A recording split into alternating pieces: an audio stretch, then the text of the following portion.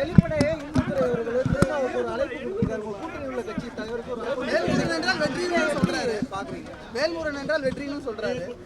கூட்டணி கணக்குகள் மாறுதா? அதாவது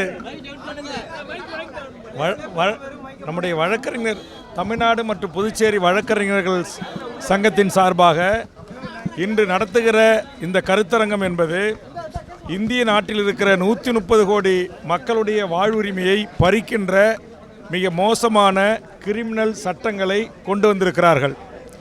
இதை நாம் எதிர்த்து முறியடிக்க வேண்டும் என்று சொன்னால் தமிழ்நாட்டில் இருக்கின்ற அனைத்து ஜனநாயக சக்திகளும் ஒரே அணியில் ஒரே குடையின் கீழ் ஒத்த கருத்தோடு எதிர்த்தால்தான் இந்த பாரதிய ஜனதாவின் இந்த மக்கள் விரோத இந்த மோசமான இந்த கிரிமினல் சட்டங்களை நாம் ரத்து செய்ய முடியும். அதற்காக திராவிட முன்னேற்றக் கழக தலைமையிலான கூட்டணியில் இடம்பெற்றிருக்கின்ற வேல்முருகனும் திருமாவும் சிபிஎம்மும் சிபிஐயும் மனிதநேய மக்கள் கட்சியும் நாங்கள் கலந்து கொண்டோம். அதே போன்று அதே உணர்வோடு அனைத்திந்திய அண்ணா திராவிட முன்னேற்றக் கழகத்தின் சார்பாக முன்னாள் சட்டப்பேரவை உறுப்பினரும் வழக்கறிஞருமான அருமை நண்பர் இன்பதுரை அவர்கள் கலந்து கொண்டிருக்கிறார். இதில் எந்த விதமான கூட்டணி கணக்குகளும் இல்லை. அவர் என்னிடத்தில் சொன்னது ஏற்கனவே நேற்று கூட ஜெயக்குமார் சொன்னார். கடந்த காலத்தில் அதிமுக ஆட்சிக்கு வருகின்ற போது நான் ஆதரித்தேன், நாடாளுமன்ற தேர்தலை நான் ஆதரித்தேன். அப்போது அதிமுக 2லும் வெற்றி பெற்றது. இப்போது திமுகவை ஆதரித்து திமுக கூட்டணியில் இருக்கிறேன்.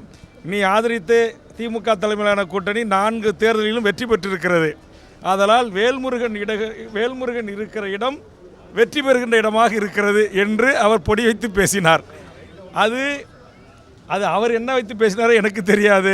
நான் இந்த நிமிடம் வரையிலும் திராவிட முன்னேற்றக் கழகத்தின் தலைமையிலான மாண்புமிகு தமிழ்நாடு முதலமைச்சர் அண்ணன் தளபதி அவர்கள் தலைமையிலான இந்த கூட்டணியில் இடம்பெற்றிருக்கிறேன். ஆனால் மக்கள் சார்ந்த விடயங்களில் எனக்கு திமுக அரசின் மீது மாற்று கருத்துக்கள் இருக்கிறது. ஆனால்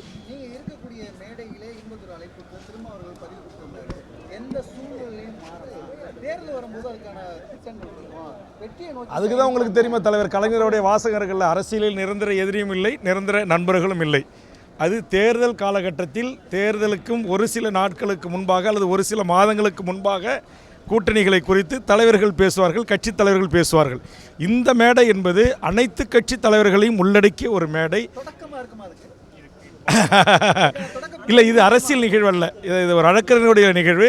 இதில் இந்த நிகழ்வு அதற்கான தொடக்கமாக இருப்பதற்கு வாய்ப்பில்லை என்பதுதான் என்னுடைய புரிதல், பார்வை.